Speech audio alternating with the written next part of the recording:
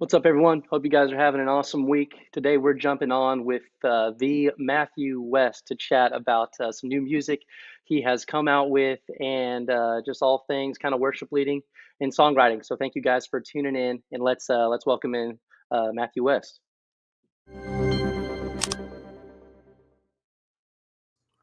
What's going Mr. on? West, thank you so much for being here today. How are you doing, brother? I'm doing great. Thanks for having me on today. It's great. Yeah, not a problem. This is just terrific. I think you've been a busy guy. You have had a lot of music come out, I think last month. So we just wanted to jump on here and get whatever time we could with you just to hear about life recently, kind of what you've been up to, Yeah. and what life is looking for you. So yeah, just kind of share with us what you've been up to. Yeah, it's been an exciting season. In fact, as I just realized over my shoulder, there's still some balloons in my studio that my team brought me celebrating. The numbers, you can't see them, but the numbers are 22. And the reason is because I just released an album, a double album that had 22 songs on it. So we're Wow. still Yep. kind of the confetti has fallen in terms of our team celebrating everybody's hard work. But Yeah. so it's been an exciting season, just releasing a new album and then hitting the road. Yeah. Been a very busy season, but trying to learn how to soak up just the just to kind of have gratitude when you release a project and not Yeah. be so worried about how it's received, like Mm, to not skip past the different important stages of like celebration, which I'm not very good at. yeah. So maybe Yeah. that's why I keep the balloons up. Yeah, man. Well, that is well deserved. A 22 track record is nothing. Yeah, it is. That's no small feat. I'll just say that. So you deserve to just kind of sit in that for a second and just yeah, be celebrated. That's awesome. Um, Sure. yeah, what can you tell us about that record? Let's kind of jump into it. Released last month. Yeah, just kind of share the process of that. How long has it been in the works? And yeah, just give us the story there. Yeah, the album's called My Story, Your Glory, and it's I created it as a double album, and it's really split in half. My Story is album number one, and then Your Glory is album number two. For anybody who's kind of listened to my music for any amount of time, you might know that I'm a storyteller at heart. I think most Yeah, songwriters are. It's just we tell different types of stories, and for me, a big part of my creative process has been inviting people to share their story and recognize the power in the story that God's writing through their life. And so I actually, over the last several years, have written a lot of songs inspired by the stories of people's lives that are shared with mm, me. And so album one is my story. It's me sharing the stories of my life over the last 3 years, as well as like the stories of some other people's lives, really powerful testimonies. And it's more, I guess, more of a singer songwriter pop record, which is kind of more what the lane that I've been in most often yeah, as a songwriter. And then the second album, Your Glory, is a worshipful expression. It's kind of my first worship album, if you will. mm, And I did that as like each song is a worshipful response to how God is at work in the stories of our lives. And so my story, awesome. Your Glory, and a lot of people have asked, how come so many songs? And, you know, I've always been a prolific songwriter and have more songs than I'm ever able to record. But Mm, the real answer to that is we had so many concerts canceled in 20 and 21 that I had plenty of time on my hands. And so I that's started right. dreaming big dreams, from a creative Yeah, standpoint with all those shows canceled. So there you have it. that's right. Dang, well, that's awesome, man. Yeah. So you've been doing this for quite some time. Maybe let's hear a little bit about your journey. What was it for you as far as your introduction to songwriting? Like, let's get back to the early stages. Like, what kind of called you into this thing as a songwriter and as an artist? And then it's kind of a two-parter. I mean, what in what ways has that changed over the course of your career? What do you see now that's different from maybe where you started as a songwriter? Well, I've always loved music. I grew up my my mom and dad have been in ministry since before I was born. My parents were youth pastors before I was born, and then pastors of a church for 38 years in the Chicago suburbs. And so I grew up in and around church my whole life. Music was always a big part, and I was always drawn to music. Ever since I can remember, I was the kid who would geek out over reading the liner notes. I was curious, like who wrote which song and which label they were on, and all of those Yeah. kinds of things. But my passion wasn't music early on; it was sports, and that was just growing up in the Midwest. You can see it on my hat. That's right. I'm a big Cubs fan, and just I Let's wanted to be a go. baseball player. So yeah. So my passion was kind of overshooting music and focused more on sports until Mm. that dream of playing sports in college or pro kind of that door shut, and I began to look around and go, oh well, wait a minute, maybe I think a lot of times our ambitions get misguided, and I'm thankful for a mom and dad that always kind of helped redirect me to go, hey, it's great for you to have dreams and goals, but God's dreams for you are bigger and better than whatever you can dream up on your own. And that's where I began to really circle back Yeah. towards this love of music and songwriting. And some of my first songs were written I didn't really start until like late in high school, my senior year of high school, writing songs. But I would take my dad's sermon notes for the upcoming Sunday and sit in the sanctuary and try to write a song inspired by what he was preaching about. And those were Well, some of the first kind of songs that I wrote, were sort of giving myself an assignment, almost like reading a movie script, which now all these years yeah. later, I actually get the chance to do that from time to time. Like they'll hand me the Wow. script to the movie, like Yeah. movie that just came out, Jesus Revolution. They're like, hey, Mm. we want a song for the end credits.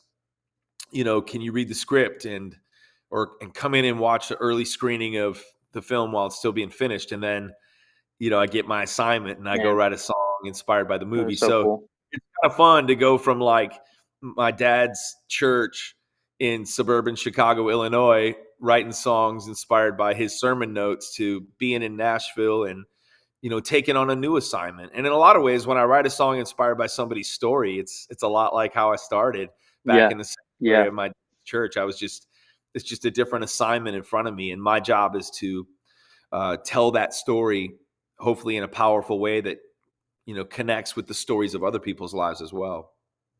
Yeah, man, that's awesome. We have a lot of people, tune in that maybe are just starting songwriting. Maybe they don't have like a huge background, or they didn't necessarily. I feel like you hear a lot of times from people, from songwriters, oh, I've been, writing songs since I was a little kid. Well, it's like for anyone who maybe hasn't had that experience, or as a worship leader kind of wants to start writing their own songs, it can be kind of a scary thing, as you can Yeah. probably imagine. What tips would you give to someone who maybe is wanting to kind of step into that world, but maybe hasn't, had that experience, with songwriting? Yeah, I think a lot of times you can get overwhelmed when you start thinking about the whole process as opposed to just the next step and the next right step to take. When any obstacle or any objective or something you want to achieve, like it's like I was listening to this guy who runs like 100-mile races, and Mm, he's like, I run 100-mile races. He's like, but I've never run more than 7 minutes at a time. And he goes, and so he's yeah, like, people don't realize that. He's like, no, I kind of tell myself, can you do 7 minutes? He's like, because I can run 7 minutes all day. He's like, then I run yeah, another, right. 7, and then I run another 7. And so I think sometimes songwriting can be like that. Is Mm, you're trying to think of having to have some sort of finished thing that sounds like something you'd hear on the radio, and it's like, well, let's baby steps. Let's start with smaller objectives. And so a lot of times though, it's like, what do you write about? And I guess now that I have this picture in my head of sitting in my dad's sanctuary and in the church, and looking at my dad's sermon notes and sitting at the piano and really challenging myself to extract a musical message out of what was going to be that mm, Sunday's message. I feel like when yeah, you involve when you kind of have your antennas up, and that's the job of a songwriter, is to kind of be a very observant person who walks through life, like Yeah. with your antennas up, you're paying attention. There's no shortage of things to write about when your eyes are open and your heart's open and you're Yeah. paying attention. Right.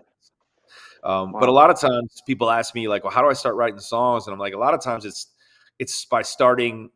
You start by not writing a song. You start by Mm, journaling.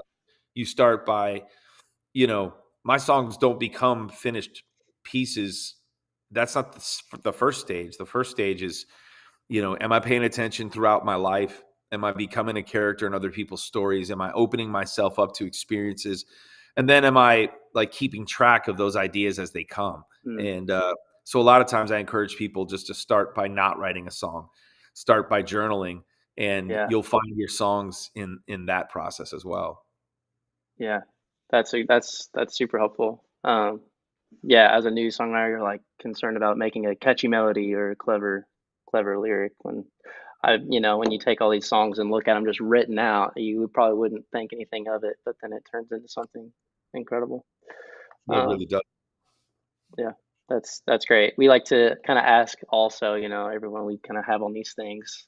If you could go back in time, you're talking to yourself as a young worship leader, new artist. What bit of advice would you give yourself for the road ahead, knowing everything that you know now? Man, it's so funny because, I always think when I hear a question like that, I always think if I could go back and tell myself something, that's one thing. But the question is, would the younger me, pay attention? You know what I Yeah. mean? Oh yeah. Yep. Sometimes there's a beauty to your blindness when you're when you're Mm, young and driven, and you know what I mean. And so it's kind of like yeah, for sure. there were certain times in my development as an artist or writer where nobody could tell me anything, but Yeah. just because, or rather, I always had I took rejection really well in the form that of when people turned me down for a record deal or whatever, that just Yeah. motivated me. It didn't discourage me, it motivated me. But I guess if I could tell it a younger me something, it would be don't um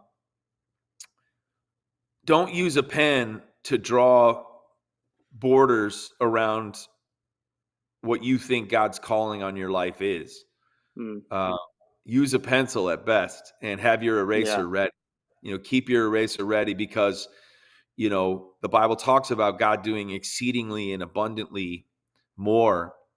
And I think a lot of times we tend to limit what we think we're capable of or what we think Yeah. how we think God is going to use us because we can only see so far. And Yeah. so I think that's been one of the most exciting discoveries in my life is, you know, if I would have had a description, well, here's how God's going to use me. And I'm looking back now and I go, man, it's been bigger and better and different. Yeah. And Mm, than I ever would have imagined. And so just keeping my eyes open and not being so fixated on my plan for my life, but really leaning in to make sure that I'm following God's plan for my life. And sometimes you can't see that in the moment.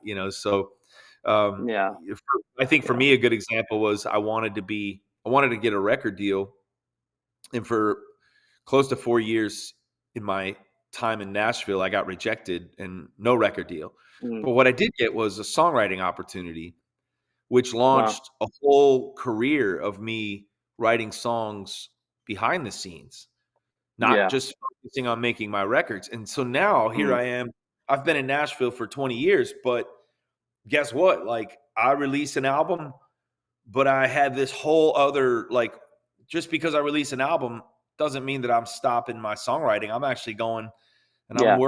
I'm working with this artist and this artist and this artist and I get to do all these other things and at the time, I was so focused on I'm going to make records. I'm going to get a record deal.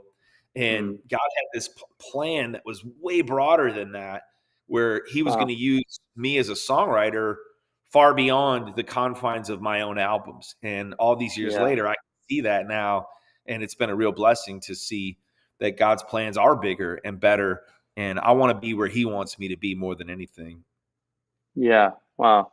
Well, I mean, you said yourself, as someone who's kind of looking towards a career in sports or athletics, things got shaken up pretty drastically, but all you can really do is just steward the gifts that God's given you. And I think you're Mhm. a great kind of, testament to his sovereignty, and the way he sees through his situation, takes care of, those people. So that's really encouraging, because we don't know kind of what the next season has in store. So that's awesome to hear.